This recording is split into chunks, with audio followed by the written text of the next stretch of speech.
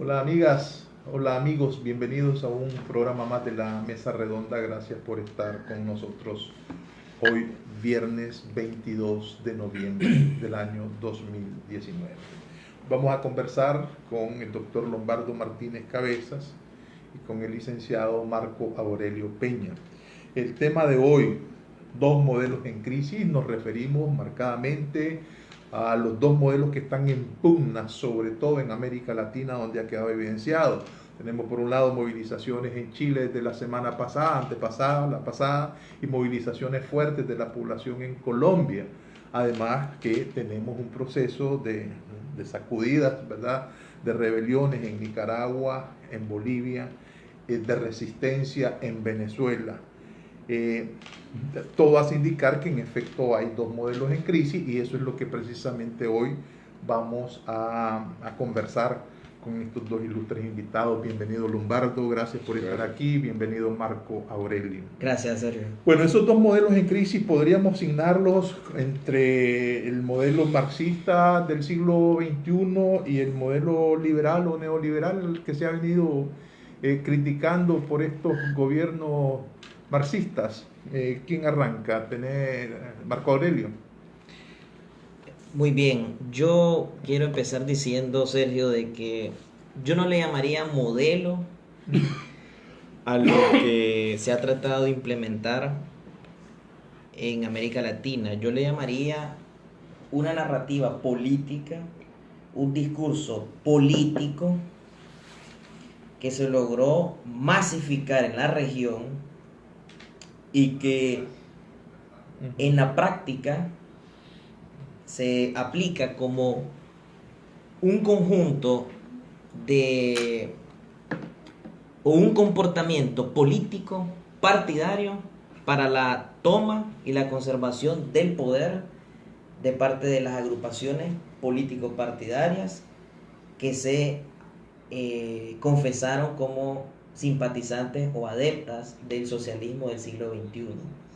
La vez pasada estuvimos hablando de en qué consistía el socialismo del siglo XXI y empecé diciendo lo mismo, que no tenía carne, que no tenía sustentación teórica, que no guardaba consistencia con la teoría económica, que definitivamente era incompatible con la evidencia empírica y con el registro histórico hasta el momento, hablando en términos de los sistemas económicos y sociales que son funcionales, no que son perfectos, que son funcionales, y que estos políticos, con un discurso emotivo, pasional, falsilocuente, vanilocuente, rimbombante, mesiánico, profético, por lo general ascienden dirigentes que fueron guerrilleros o son militares o fueron militares o vienen de partidos militares o de agrupaciones guerrilleras. Yo lo llamo la extrema izquierda en América Latina, aunque hoy esto de izquierdas y derechas, y esto lo vamos a desarrollar, o lo espero que lo desarrollemos en el transcurso de este conversatorio con vos y el doctor Lombardo, es cursi. Es decir, hoy es cursi porque lo que realmente importa no es el credo ideológico o el signo ideológico con que un político te haga marketing o trate de vender su programa para la toma del poder y la conservación del poder. Lo que importa en realidad van a ser los hechos, las políticas públicas, la toma de decisión, la formulación de programas de desarrollo o de un plan nacional de desarrollo o una propuesta país que salga adelante. Es decir, hoy, en pleno siglo XXI, que un político me diga que es liberal, que es conservador, que es marxista, que es socialista, a priori, a mí no me debe dar ninguna garantía de respeto. A priori.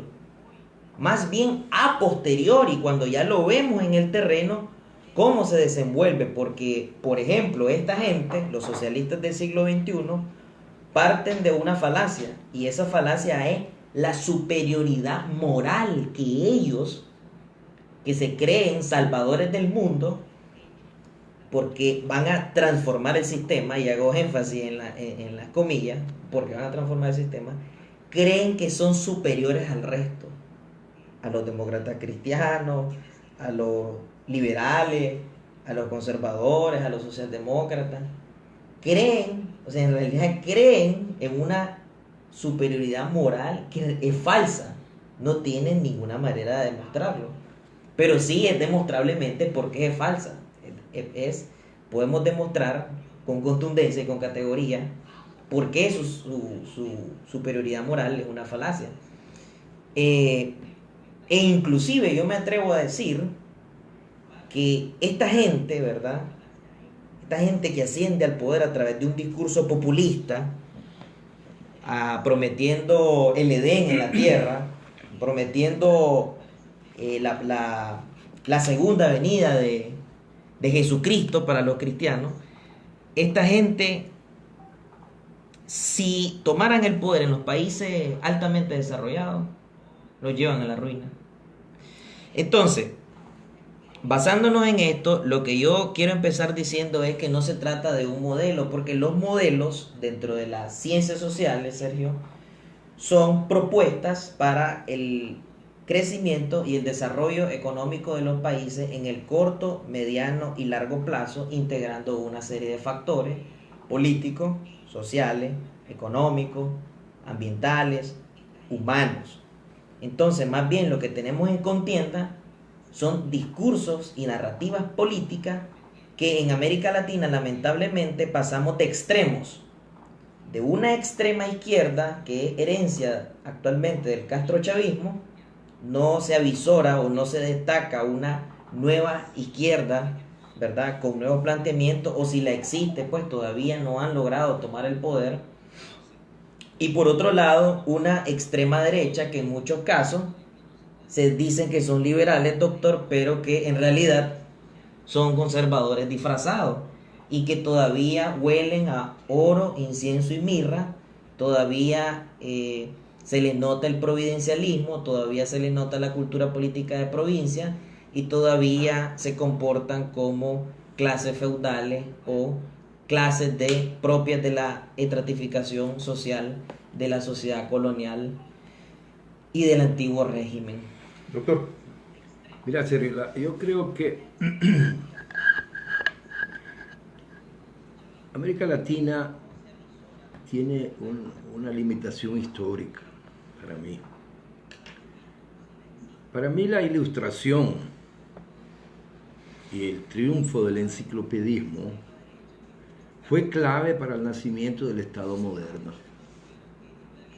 En América Latina esa ilustración y esa modernidad nunca llegó. ¿Quién se opuso? Bueno, la evolución histórica, en primer lugar, de quienes nos colonizaron. España se transformó en la rocafuerte de defensa del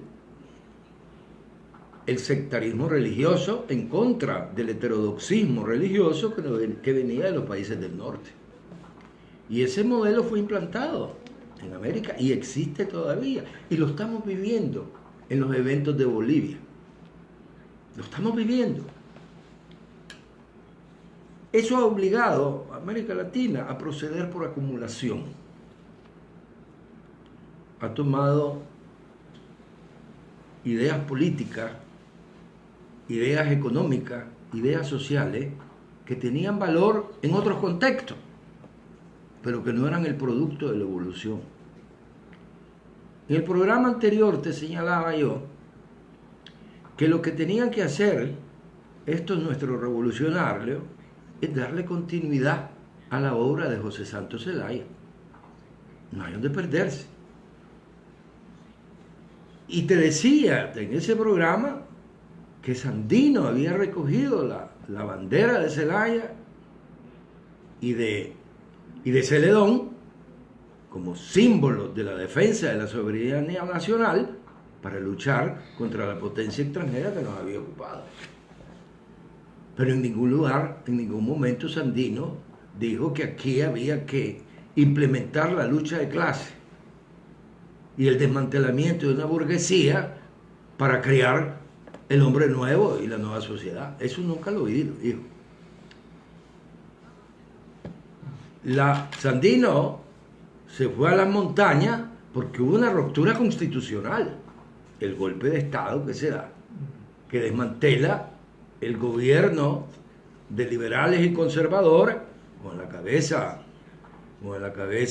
Solórzano y como vicepresidente Juan Bautista Sacasa, que era una fórmula, si tú te pones a pensar que cuando los norteamericanos se fueron de aquí, su idea fundamental era formar un ejército que representara los intereses de las instituciones del Estado. Hasta ahora, en Nicaragua, había un ejército conservador o liberal dependiendo de quién estaba en el ejercicio del poder público. La idea de los norteamericanos era una idea acertada, romper el ejército partidario por un ejército nacional. ¿Vamos? No se pudo, porque Somoza repite el mismo ciclo, en la misma visión del poder, de adueñarse del poder público para utilizar el Estado botín, avasallar a los enemigos, ¿vamos? Y favorecer con sus intereses su clan y su familia. Eso fue el somocismo. ¿Vamos? Pero si tú te pones a pensar con un espíritu totalmente crítico, que la idea de dejar un ejército que terminara con el ejército partidario es algo que todavía está por resolverse en nuestro país. Es un dilema ahorita. Pendiente. Es un dilema. Porque ahora este ejército se volvió un ejército otra vez partidario, pero esta vez no del somocismo, sino de una presunta izquierda. No hemos continuado volvernos a encarrilar en esa evolución histórica sería lo más acertado. Porque hay grandes problemas dentro de nuestro contexto, que es válido también para América Latina, salvo diferencias económicas, que Brasil es una potencia económica, Argentina lo es también, Chile también, pero el modelo político de esos países repite el nuestro, porque es la directa continuidad de la colonia. Los españoles se fueron de aquí, pero no formaron a la clase política, a diferencia de los ingleses que formaron la clase política en su colonia. Y lo podés ver con aquel comportamiento de Mandela en Sudáfrica, que fue un factor de equilibrio Y Gandhi. en esa sociedad. Entonces, los españoles se dedicaron simplemente a favorecer sus intereses sin pensar en el futuro. Porque vienen expulsados de Centroamérica los españoles por motivos que todavía hay que precisarlo. Muchos de estos criollos que proclamaron nuestra independencia lo hicieron para escapar a las ideas que Napoleón había dejado sembradas durante la ocupación de España. Vamos, aquel famoso documento que se da en León, que habla de nubes, ¿no? El de los nublados. El de los nublados, firmado por el obispo de León, da a entender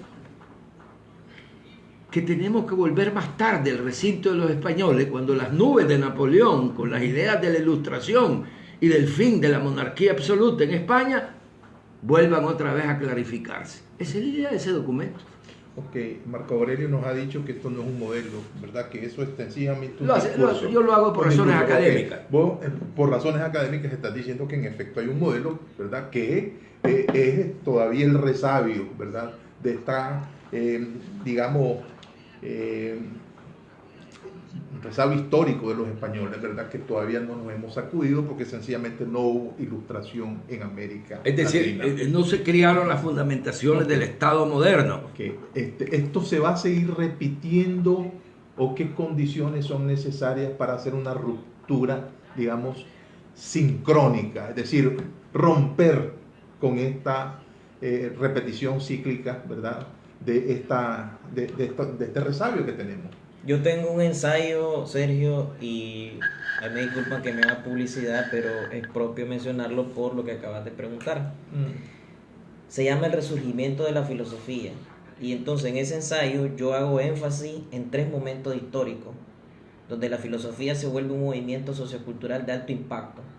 El esplendor de la razón con la filosofía en la antigua Grecia, el renacimiento de la ciencia, las artes y las letras, precisamente el renacimiento o la era renacentista que augura la modernidad, y finalmente el siglo de las luces, la ilustración.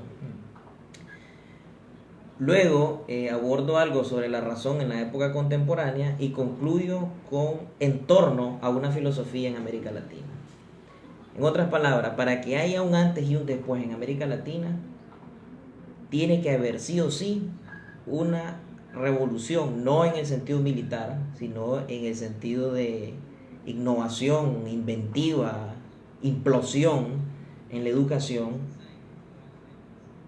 junto con una filosofía que sea capaz de masificarse como lo hacen las iglesias o los pastores o los sacerdotes, que hay uno en cada comunidad, pero que no hay un filósofo o un científico en cada comunidad, y que esto a su vez sea de alto impacto para una transformación en todas las demás áreas.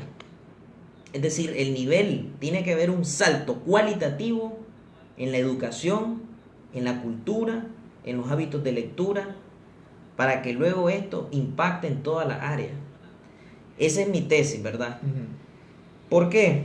De lo contrario, vamos a estar patinando en lo que se le ha llamado por Nietzsche el eterno retorno, y caemos a lo mismo independientemente de las diferentes formas. Es decir, cambian las formas pero no cambia la esencia. Estás proponiendo vos una reforma cultural, una revolución cultural.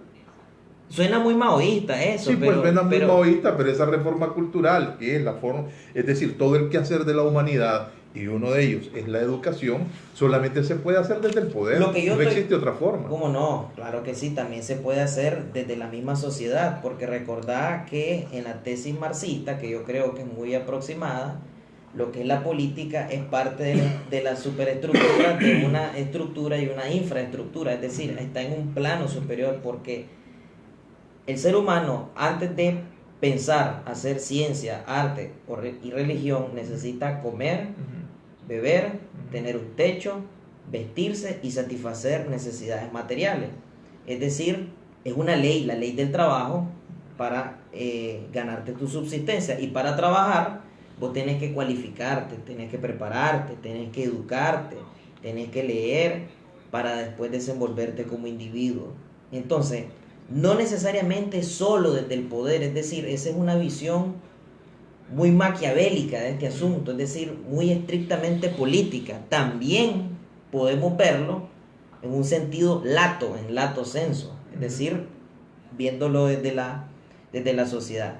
Pero voy a aterrizar un poquito más lo que estábamos hablando de los 2 modelos en crisis. Ya te dije cuál sería mi tesis. Lo que yo te planteo es algo parecido a un renacimiento latinoamericano. Porque más allá de que sigamos en aquello del eurocentrismo, la crítica eurocéntrica que han hecho algunos filósofos y ensayistas latinoamericanos, es casi inevitable de que todo lo que sucede en Europa y en las grandes potencias finalmente devenga o migre en América Latina. Y la filosofía ha migrado de Grecia a Francia, de Francia a Inglaterra, Inglaterra a Alemania, y finalmente muchos teóricos hemos esperado que florezca también, germine y florezca en América Latina, y hay algunos ensayistas, José Enrique Rodó, Juan Montalvo, el mismo Rubén Darío es un pensador literario, etcétera, entre otros. Está Leopoldo C. Aguilar como uno de los grandes latinoamericanos. Muy bien. Ahora bien, yo lo que te quería hablar era hacer una caracterología de lo que es el socialismo del siglo XXI. Fíjate bien, ellos contrapusieron al ALCA, que era la iniciativa de libre comercio bajo la administración Bush, el ALBA. Con el ALBA se crean órganos como Petrocaribe, de ahí estaba Mercosur, luego la CELAC como un contrapeso a la OEA, es decir, un organismo político regional sin Estados Unidos.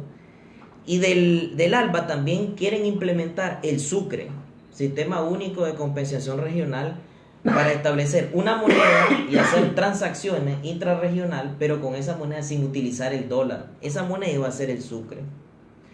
Nada de esto se ha llevado a la práctica. ¿Por qué? Porque al final todavía ellos o esta gente, ¿verdad?, se empecina en sacar adelante iniciativas bajo planteamientos que se ha demostrado en la práctica son errados. Por ejemplo, uno de los libros más citados es Las venas abiertas de América Latina. Y Eduardo Galeano, antes de morir, llegó a decir que ya en estos tiempos había muchas cosas que ya estaban desfasadas y que no era necesario seguirlas repitiendo como un misal. Sobre ese Correcto. Lo otro es la teoría de la dependencia. Y se sigue insistiendo en la teoría de la dependencia planteada por Prebisch y los estructuralistas chilenos, ¿verdad?, como una escuela que fundó la CEPAL. Prebisch, argentino, es el primer presidente del Banco Central de Argentina. Una escuela muy buena del desarrollismo que llegó a plantear la estrategia de la industrialización como sustitución de las importaciones. Porque el libre comercio con los países desarrollados, es decir, los países del centro, y nosotros como países de periferia, generaba un deterioro en los términos de intercambio y nosotros salíamos perdiendo en el comercio. Entonces ellos plantean luego un desarrollo endógeno, que es lo que quieren hacer un refrito esto. Pero eso ya se ha demostrado que no funciona porque te lleva al proteccionismo, no te insertas al comercio internacional y finalmente le das la espalda al libre comercio.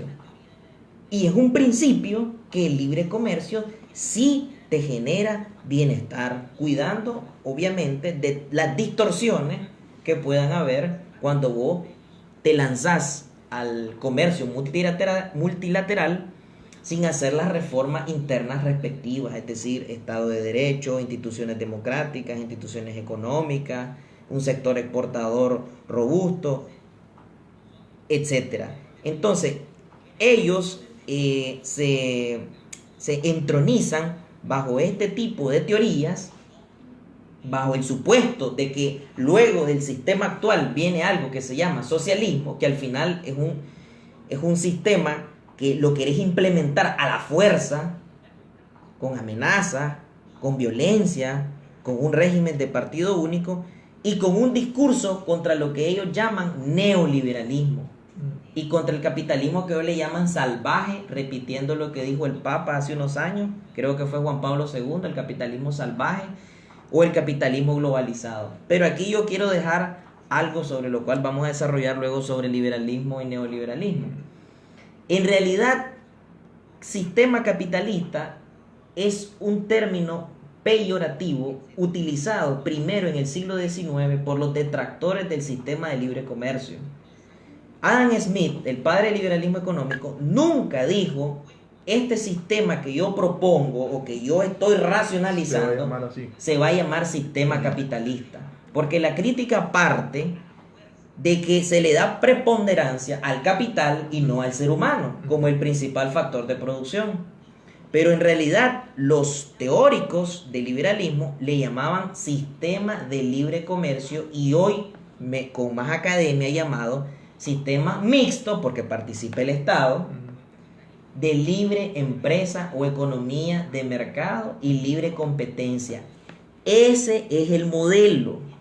Ese es el modelo que tiene carne, que tiene sustento, que tiene estudios, que tiene paper, que tiene una racionalización, ¿verdad?, de que pueda ser funcional, ¿verdad? Y ha funcionado aún con sus imperfecciones y sus desequilibrios. Werner Sombart es el que populariza, que es el autor del Burgués, de Werner Sombart, de la escuela historicista alemana en el siglo XIX, el que populariza el término sistema capitalista, y Marx le llamaba régimen capitalista de producción. Pero con esto concluyo, antes de ceder la palabra. ¿Qué es lo que está funcionando ahí? ¿Qué es lo que está operando en el fondo en esta crítica de por qué capitalismo?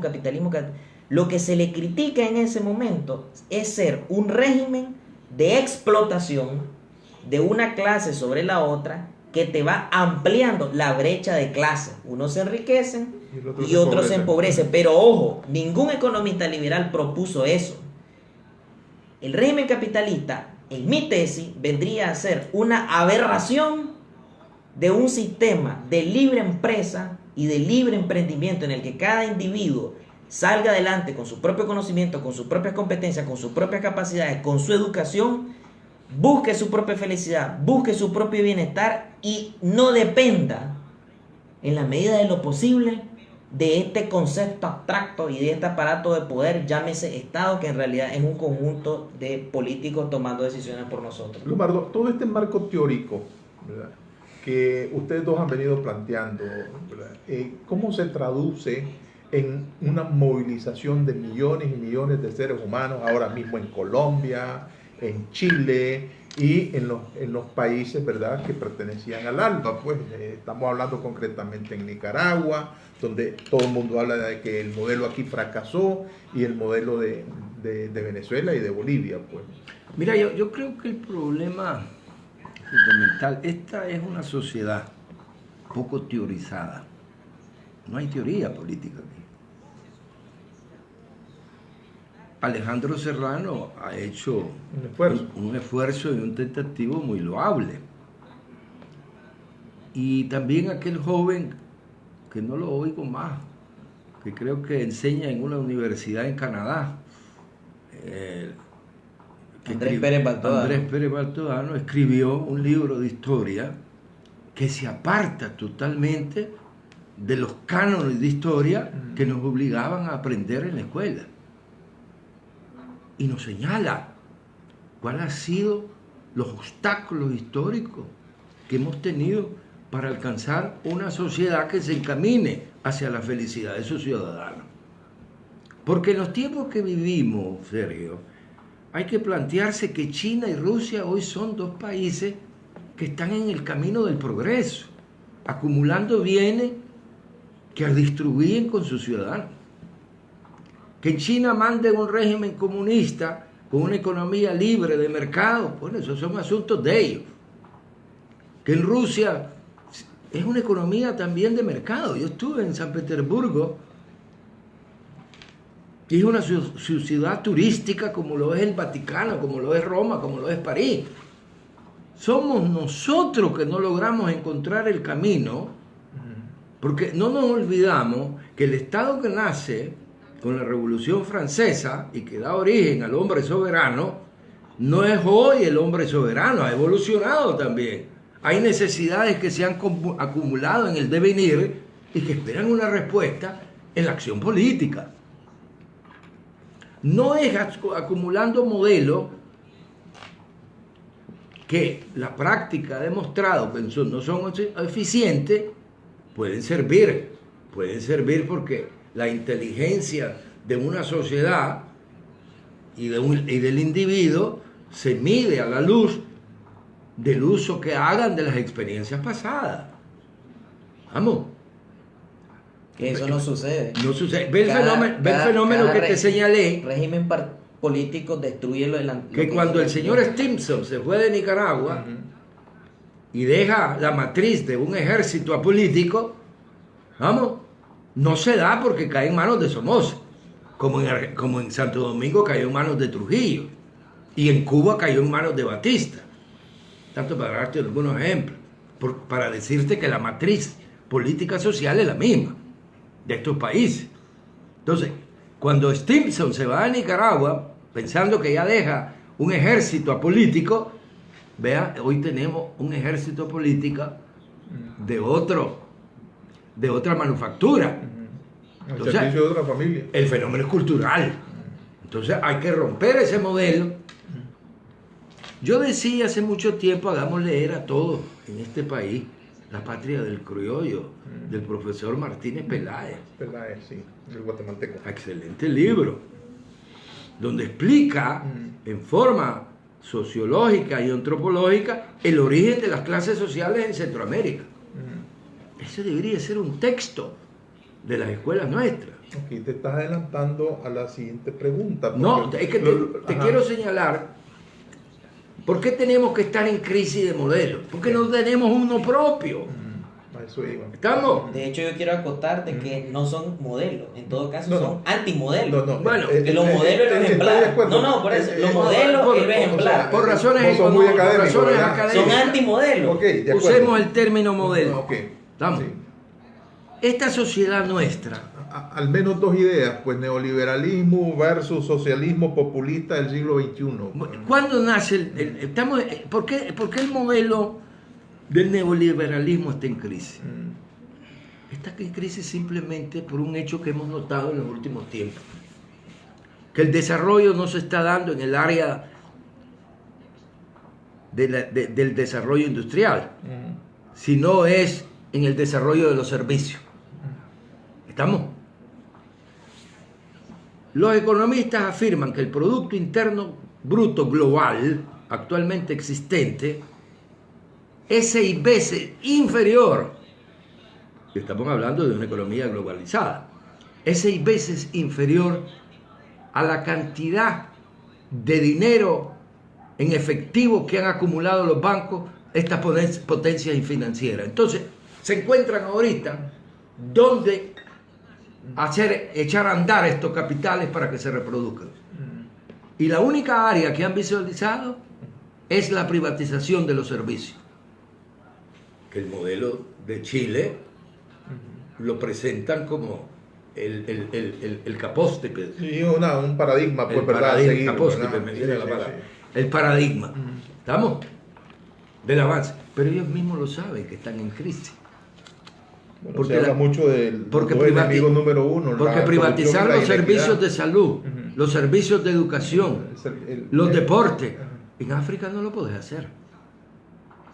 Y si es en Italia, por ejemplo, donde se piensa privatizar, porque ya los italianos ya están saturados de teléfono, de smartphone. Lo máximo que podés comprar 2, pero no vas a comprar 10. Por lo tanto, la fábrica se va a ver en crisis. Están tratando de privatizar los servicios públicos. Lo ensayaron aquí en Nicaragua. ¿Por qué te aparecieron tantas universidades en este país cuando el monopolio lo tenían 2? Primero la Universidad de León, la UNAM, y después la UCA, que aparece más tarde, que es una producción de los jesuitas. Pero el monopolio lo tenía León. Hoy te vinieron estos señores del Fondo Monetario Internacional, hay que privatizar la educación para crear puestos de trabajo. Bueno, pero te crean puestos de trabajo, pero el mercado laboral que ofrece. Esa es la crisis que tenés en Chile, la crisis que tuviste en la llamada primavera árabe, que los estudiantes gritaban en las calles, lo que estamos recibiendo son diplomas, no para trabajadores, sino diplomas para la desocupación. A eso tenés que agregar el costo económico que representa la formación de los miembros de una familia en las universidades. Entonces, el sistema está en crisis. Está en crisis. Porque la fábrica que antes producía en Italia ahora está en Bulgaria. Está en Rumanía, donde la mano de obra Más barata. cuesta 10 veces menos que la mano de obra italiana, porque los costos de producción allí se han disparado. ¿Qué es lo que ha querido hacer Trump? Que las fábricas vuelvan otra vez a los Estados Unidos. ¿Vamos? Que es el conflicto que tarde o temprano va a tener con México, porque esa gran cantidad de fábricas que emplean a mexicanos tendrán que volver a los Estados Unidos. El neoliberalismo no es la panacea para la convivencia humana, pero no es tampoco la colectivización de la economía. ¿Cuándo aparecen estos factores de hegemonización del mundo? La homologación del mundo, no solo económica, sino cultural. Aparece con la caída del muro de Berlín. Con la caída del muro de Berlín se pretende de que, terminando la Guerra Fría, solo hay una potencia económica. Y esa potencia económica se lanza en una campaña para destruir al Estado. Y el Estado, decía Mr. Reagan, un gran presidente para ese país, es un obstáculo para ser reales. y se vienen a cambiar las reglas de la convivencia a través del Estado. Entonces nos encontramos dentro de una situación que el Estado tiene dos enemigos. Los teóricos marxistas que señalan el Estado burgués y los teóricos del neoliberalismo que señalan que el Estado con su regulación evita la autonomía del mercado, que es de donde va a salir el bienestar para todos por efecto de esas leyes divinas y eternas. Tenemos que volver otra vez ese Estado que comienza a evolucionar, como él dice, en el Renacimiento. Alcanza su máximo desarrollo con la Revolución Francesa, ¿vamos? Se encuadra durante todo el imperio de Napoleón, que lleva las ideas de ese Estado a toda Europa y que después con la Santa Alianza pretenden hacerlo recular hasta llegar al capitalismo financiero, que por cierto Marx lo señala, que se encuentra en esta crisis. Tenemos que volver otra vez al Estado somocista.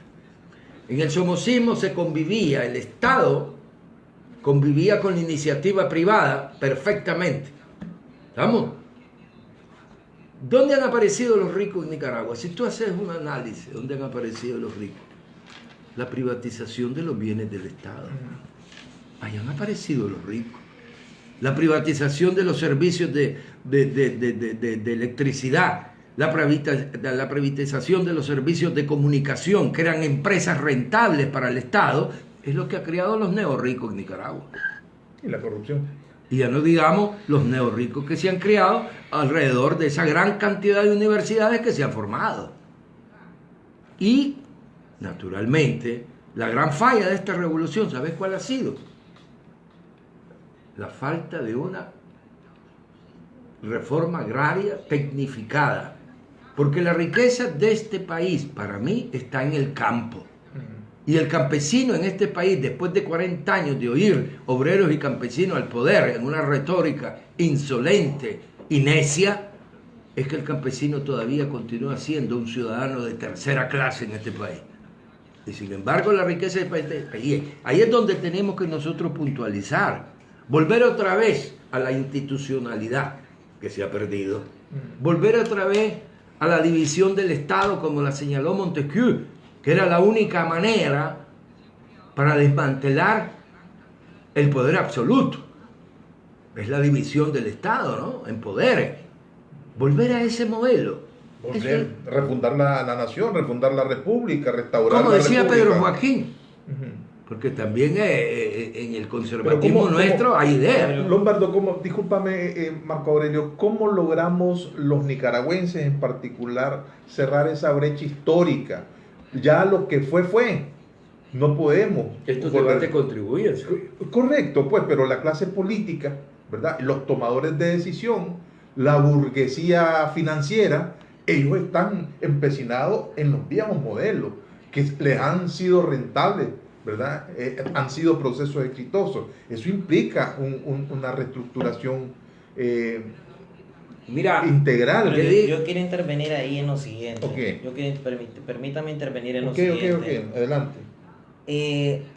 Sí me causa ruido cuando el doctor dice volver al Estado somocista, porque me parece, no sé si lo interpreto mal, de que caeríamos a lo que Nietzsche critica y dice pensar hacia atrás.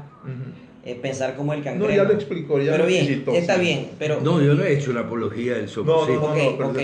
Entonces, sí, lo del Estado mixto, lo que quiso decir. Entonces, ahí es donde yo hago énfasis en el sistema mixto de libre empresa y libre emprendimiento propuesto por Keynes, porque Keynes, dentro de la historia del pensamiento económico, es el economista que, sin dejar de ser liberal en lo político, abandona el liberalismo clásico en lo económico, que rechaza la intervención activa del Estado en la economía. Entonces, entonces es funcional, a diferencia de Marx, que para él el capitalismo el régimen de producción capitalista alcanzaba una plusvalía absoluta y relativa en términos de explotación o tasa de explotación. Keynes sostiene de que es el sistema que menos daño le ha hecho a la humanidad, y vos podés encontrarte gráficas de que en los últimos 200 años cómo ha sido el progreso de la humanidad. O sea, lo podemos ver de diferentes facetas. Ahora bien, que el sistema global, me refiero, el sistema económico mundial, se ponga en jaque por ciertas clases especulativas, rentistas, y cuando digo especulativas es los especuladores financieros, los inversores financieros, los tiburones financieros, las grandes corporaciones comerciales, las multinacionales, las transnacionales y la clase bancaria. Esos son los que ponen en jaque a la economía real, que es la economía que realmente produce bienes y servicios. Y por eso Keynes y toda la línea de la escuela keynesiana, ellos abogan por el capital, pero de producción, el capital que produce. Porque todos los sistemas económicos son capitalistas por cuanto año con año producen bienes de capital para que haya crecimiento y desarrollo económico. Y nos referimos a puentes, nos referimos a fábricas, nos referimos a carreteras, nos referimos a ahorro interno. Y eso les permite a los países desarrollados destinar cierta parte de su excedente para destinarlos a la cooperación internacional al desarrollo. Pero esa cooperación internacional al desarrollo, cuando viene a estos países del tercer mundo, ¿quiénes son los primeros que lo reciben? Los beneficiarios. Y los primeros que lo reciben son políticos. Ahí es donde digo a veces cómo el discurso se vuelve un poquito tramposo, porque cuando uno dice, cuando se viene la crítica a la privatización de los servicios, está bien, aquí en América Latina la privatización de los servicios se ha prestado a la corrupción pública, pero también a la corrupción privada, pero también a la corrupción pública, Claro. porque las clases que se volvieron adineradas, ¿verdad?, mediante las privatizaciones de servicios públicos, lo hicieron con la complicidad, con el contubernio y con el trato lucrativo de los políticos. Es decir, entonces de los políticos, de los sindicatos, por eso, subordinados a estos exactamente, políticos. porque como decía Milton Friedman, le dice Milton Friedman cuando él hacía una defensa del capitalismo, que yo no estoy de acuerdo que él asuma el sentido peyorativo con que se le designó inicialmente al modelo, sino que yo le digo sistema de libre empresa, como decían los clásicos. Él dice, vos pensás que los que están alrededor del presidente de los Estados Unidos de América son ángeles y tienen buenas intenciones. O vos pensás, entonces ahora yo te hago la analogía, que los que están alrededor de nuestros honorables presidentes latinoamericanos, principalmente los del socialismo del siglo XXI, son Madres Teresas de Calcuta, o son altruistas, o son humanistas. Al contrario, ellos están ahí. Exacto. Ahí están los millones de personas movilizándose porque sencillamente no han beneficiado ninguna de estas decisiones políticas de un signo o de otro a la gran mayoría. O el político de extrema derecha y concluye siendo lapidatorio. Y ojo, no es que yo esté diciendo que sea de la escuela de los Chicago Boys, solo estoy rescatando la validez de ese pensamiento de Milton Friedman. ¿En qué momento el interés político se volvió más admirable, más benigno o más noble que el interés económico? ¿En qué momento? ¿En qué momento alguien que trabaja por hacer dinero se vuelve menos honroso que el que se lanza un discurso político diciendo que va a trabajar en función del bien común, pero también en privado le gustan los privilegios, la buena vida y los lujos del que sí dice que trabaja por ánimo de lucro y se la da produciendo riqueza y generando empleo? Toda esa fundamentación que dice Marco Aurelio, todos esos teóricos, todos esos técnicos, han sido creados para justificar lo que vivimos. No te perdas. A mí me encantan las teorías de conspiración. Bueno, no te olvidé que una vez la Iglesia Católica decía que el poder del rey y del emperador era el poder que derivaba de Dios, porque la aristocracia se fundamentaba esencialmente en la doctrina católica. Ojo, yo estoy haciendo énfasis en la ponderación entre el sistema mixto. Que hoy se maneja. Hoy la opinión pública no viene orientada por el púlpito, como una vez. Hoy viene orientada por los aparatos mediáticos. Y esa producción intelectual está en manos también de los que controlan la economía global. No te perdás. La campaña de desprestigio de que todos los políticos son ladrones estaba dentro de la estrategia de la destrucción del Estado. Así como que todos los empresarios son explotadores, es una falacia. Entonces hay que tener mucho cuidado. Correcto. Porque el político habrá siempre mientras la sociedad se fundamenta sobre reglas políticas y no reglas religiosas. ¿Estamos? El problema es que el hombre de la revolución no es el hombre de hoy. Hoy el ciudadano nicaragüense se espera de que le resolvamos sus problemas. ¿Vamos? Que tiene que ver con educación, con salud, con vivienda, con actividades deportivas. Tenemos que lanzar propuestas que sean consensuadas, ¿vamos? Y que a partir del Estado se puedan realizar ciertas acciones para mejorar esa condición de vida. Pero un Estado saneado, con un político, una nueva cultura política. Naturalmente que sí, no estamos hablando del Estado que hoy conocemos. ¿Tú crees vos que aquella empresa brasileña que corrompió a tantos Odebrecht, no estaba a la mano del poder? Claro. ¿Estamos? Ahí va lo que estoy diciendo. Que de hecho ha hecho caer gobierno. Pues. La izquierda cayó. Independientemente de la tendencia política. Independientemente, el que es corrupto, derecho de izquierda. La izquierda cayó por inocente. Vamos a ver el caso de Bolivia. El Bolivia es interesante. Los aymaras y los quechuas son probablemente el 60% de la población, pero hay también una población blanca.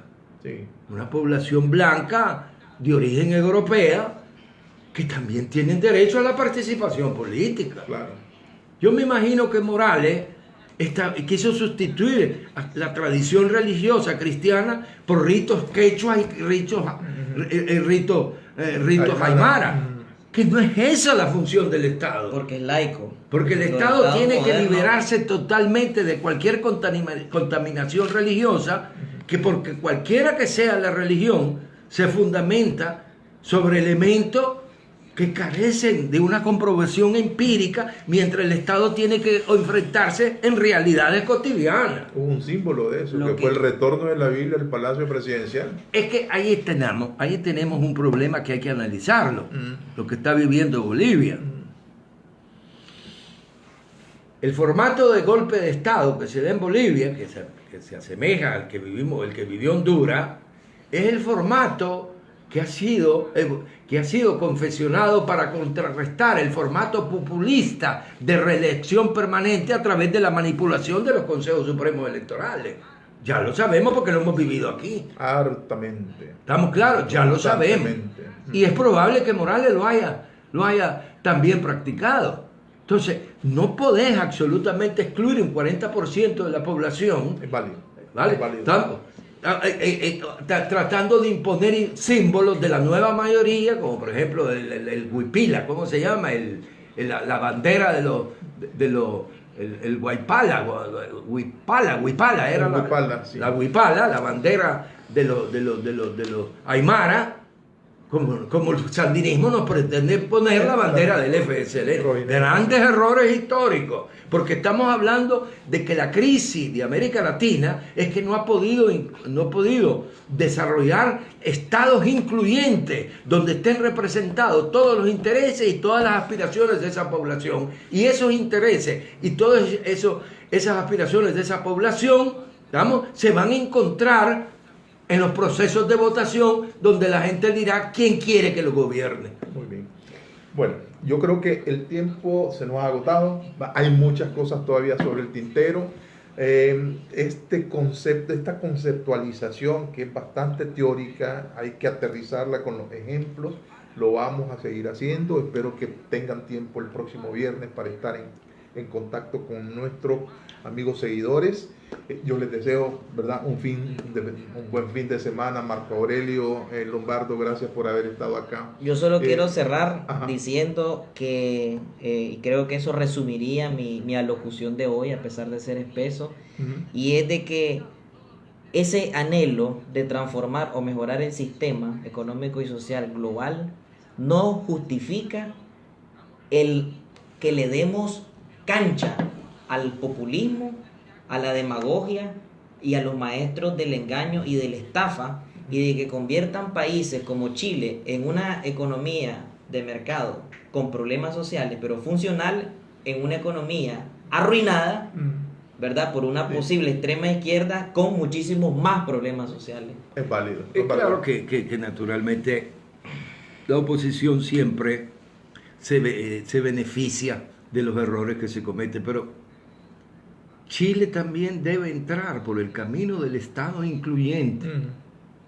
donde todos los intereses, no solo de los grandes contribuyentes, ¿estamos? De todos, ¿estamos? De los mapuches también, porque ahí también hay en todo el continente hay una fracción racial que debe ser integrada. Estamos claros. Estoy de acuerdo contigo, una economía saludable, ¿estamos? Con indicadores macroeconómicos excelentes, ¿estamos? También porque la izquierda hay que aprender a no destruir. El Salvador es un ejemplo. El FMLN no se lanzó a la destrucción de la economía como hemos visto en Nicaragua en los últimos 40 años. Vamos, ahí tenés un presidente pues que recibió un Estado totalmente que no está destruido. El Estado que se recibió aquí en 1979 estaba destruido en su economía totalmente. Hay que tener presente eso también, y yo estoy de acuerdo con él. Vamos, pero hay que tener presente que no podemos continuar con modelos que vienen de afuera. Hay que tomar el modelo de nuestras raíces históricas, naturalmente sirviéndonos de las grandes fuentes teóricas políticas que nunca hemos sido república, querida Darío, hemos sido republiquetas. Muy bien, nos vemos. Muchas gracias a nuestros amigos, un fuerte saludo a nuestros amigos que nos escuchan a través de Radio La Costeñísima, todo el Caribe Sur de Nicaragua nos está escuchando, igual que el occidente del país a través del Radio Darío que transmite desde León, y los matagalpinos, los y las matagalpinas que nos escuchan y nos ven a través de Notimat TV y Notimat Radio. Recuerden suscribirse a nuestro canal YouTube, La Mesa Redonda con Sergio Marín Cornavaca, y suscribirse también a nuestro sitio web www.lamesarredonda.net. Nos vemos. Mañana vamos a tener una entrevista especial. Estén pendientes. Mañana tenemos una entrevista especial con el general en retiro Hugo Torres Jiménez. Nos vemos.